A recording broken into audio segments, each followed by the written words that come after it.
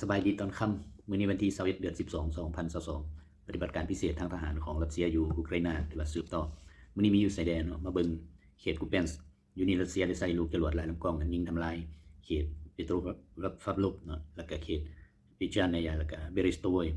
เขตตัวนี้เป็นเขตคาร์กฟถือว่าได้ฆ่าทหารยูเครนอเมริกันนาโตตายอยู่นี่60บักยันกอสุ6 2คันแล้วก็รถกระบะ3คันนอกนั้นอยู่ในเขตนี้อยู่อดีตการรัสเซียก็ได้ยิงทำลายสางน้ำมันที่ใส่สำหรับพาหนะเทคนิคสูงหบต่างๆได้1สางบัดนี้เขตลิมันแดงทั้งยนต์หบทั้งปืนใหญ่ได้ยิงทำลายเข้าไปใส่เขตทอนโฮมของทหารอุกราอเมริกันนาโตโดยเฉพาะเขตเยร์นะตอร์สกายอันนี้เป็นเขตดอนเนสถือว่าขาดทหารอุกราอเมริกันนาโตอยู่นี่ตาย30บักรถตั้ง1คันรถกระบะ3คันเพราะนั้นอยู่ในนี้ก็ยังมีทหารออกมายอมจำนวน6คนเขตดอนเนสบัดนี้รัสเซียได้ใส่บุกยึดสันพูเขตป้อมด้านหน้าของอุกราอเมริกันนาโตเป็นป้อมที่มันรัสเซียได้ใส่ปืนใหญ่ยิงถล่มแล้วก็เอาทหารบุกขึ้นไปยึดอยู่ในนี้ได้ฆ่าทหารอุกราอเมริกันนาโตตาย80บักรถตั้ง1คันยานกอ3คันแล้วก็รถทับไส้4คันอยู่เขตภาคใต้ดอนเนสถือว่ารัสเซียได้ใส่ปืนใหญ่ยิงทำลายกองพันที่72และกองพันที่108ของทหารอุกราอเมริกันนาโตเหตุให้ทหารพวกมันตาย50บักยันกอสุบ2คันรถกระบะ4คันบัดนี้กองทัพอากาศของรัสเซียได้ทำลายหน่วยปืนใหญ่กองพันที่63ของอุกราอเมริกันนาโตเหตุให้แตกสรุปผู้ภัยสังรวมแล้วมื้อนี้มันปฏิบัติการทั้งหมดได้87เขตเบลยัสเนาะได้ทำลายเอิ้นว่าลูกศรไฟบุก M1 จำนวน1สุดบัดนี้ทำลายเรดาร์4เป้าของกองทัพอุกราอเมริกันนาโตแอร์18 1สุดบัดนี้ยูไอเดฟกาก็ได้ทำลายเครื่องสื่อสารเรดาร์ของ S300 และก็สุดยิง S300 1สุดตรูโดยได้ทำลายปืนใหญ่ M777 นั้น3สุดอันนี้เป็นของอเมริกาเนาะแล้วก็เขตอาโตมบได้ทำลายสางอาวุธที่เก็บอาวุธจากต่างชาติได้2สางบัดนี้เขตเบริสโตยทำลายสางลูกปืนใหญ่2สางเขตวูเดียนอยได้ทำลายรถยิงจรวดหลายลำกล้อง2สุดเขตกราสนอยกรอฟเนาะยิงทำลายซู25 1คันและยูอัตโตมบยิงมี8ตก1ลำพร้อมนั้นมื้อนี้ได้ทำลายยนต์บังคับของอุกราอเมริกันนาโต2ลำพร้อมด้วยจรวดหิมะ2ลูกสังรวมแล้วเนาะมื้อนี้มันปฏิบัติการทั้งหมดนับแต่มื้อเริ่มต้นมาฮอดมื้อนี้ถือว่าได้ทำลายยนต์รบไปทั้งหมด348ลำเฮลิคอปเตอร์187คันยนต์บังคับ 2,691 ลำระบบยิงลูกศรไฟรถยิงลูกศรไฟถือว่า399สุดรถตั้งยานเกาะสูงหบต่างๆ7,179คันแล้วก็ยิงรถยิงจรวดหลายลำกล้อง932คันทำลายปืนใหญ่และก็ปืนคก 3,696 กระบอกนอกนั้นก็ทำลายเทคนิคพาหนะเทคนิคอย่างต่างๆทางด้านการทหารทั้งหมด 7,693 สุดอันนี้ถือว่าแต่ละวันเนาะได้เห็นผลเสียของทหารอุกราอเมริกันนาโตมือละบ่น้อยเนาะฉะนั้นแล้วเป็นอะไรละบาดเนี่ย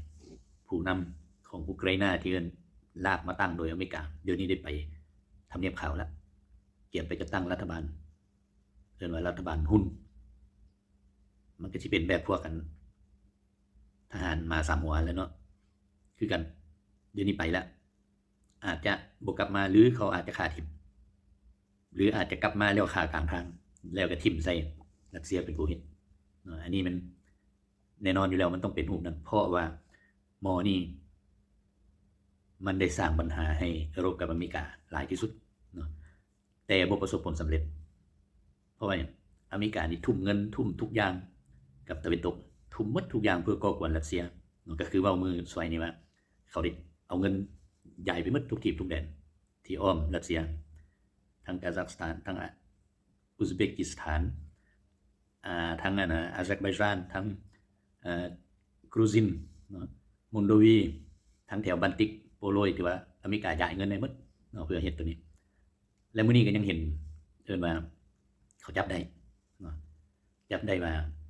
มีผู้เอาเงินมาแบ่งปันกันผู้ละล้าน2ล้านผู้ละตามหน้าที่ตามตำแหน่งอันนี้แหละเฮ็ดให้เห็นว่าเขาลงทุนหลาย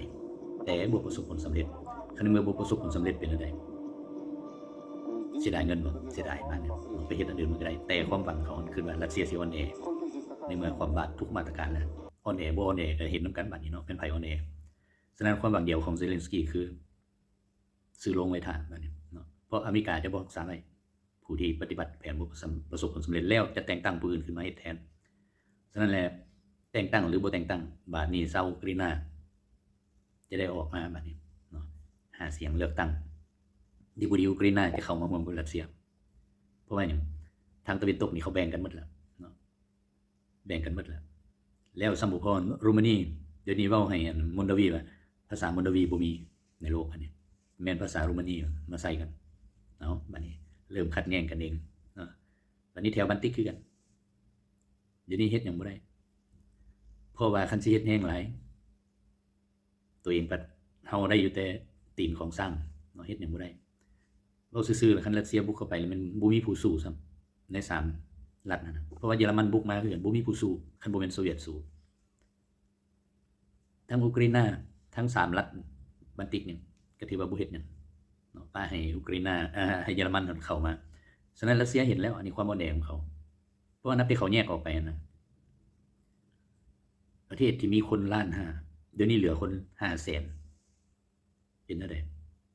ถือว่าพากันย้ายไปอยู่ยุโรปหมดบ่แม่นย้ายไปอยู่ไปรับจ้างเขาเอิ้นว่าล้างห้องน้ำเนาะไปเป็นทุกอย่างเดี๋ยวนี้พวกอุกราอินาคือกันไปอยู่ยังใครจะไม่ยิงหาเงินนำมันผู้ชายแถวนั้นแหละบรรดาพวกผู้ชายนี่เฮ็ดหยังบ่ได้กลายเป็นโจรปุ้นหั่นปุ้นนี่สร้างสภาพการแบบบ่มีความสงบให้แก่บ้านเขาบัดนี้เพราะว่ายุโรปใกล้สิตายแล้วบ่มีเงินสิเลี้ยงเพราะว่าเมื่อก่อนน่ะแม่นแล้วเนาะทุกอย่างเป็นเงินเป็นคำหลังจากมาตรการความบาดมานี่ที่ว่าทุกอย่างหยุดชะงักหมดแม้แต่อุตสาหกรรมขนาดใหญ่ก็หยุดคันอุตสาหกรรมขนาดใหญ่หยุดแล้วเป็นจังได๋คนตกงานตกงานเฮ็ดหยังบัดนี้โรงงานบ่มีเงินแล้วก็สิเอาหยังมาจ่ายกันบัดเนาะเดี๋ยวนี้ทางยุโรปสมองสิแตกแล้วแต่เฮ็ดหยังบ่ได้เพราะว่าถูกอเมริกาข่มหัวอยู่คือมากร่องนั่นแหละแล่นไปเฮ็ดหยังไปจับมือถ่ายรูปซื่อๆอเมริกาช่วยหยังบ่ฝรั่งบ่มีแต่ประชาชนฝรั่งนั้นลุกฮืออย่างหนักอยู่นี่ตำรวจนี่สิปราบบ่ไหวแล้วเพราะว่าเขาสิตีเขาสิฆ่าทิ่มแล้วบัดนี้คนมันมีปัญหาแล้วมันต้องเฮ็ดไปหมดบัดนี้เนาะมันบ่จงบ่ไผแล้วแนวใดก็สิตายอยู่แล้วแนงตายแบบมีเกียรติเขานะฉะนั้นแหละสร้าง3หัวนี่เกียมต้อนรับ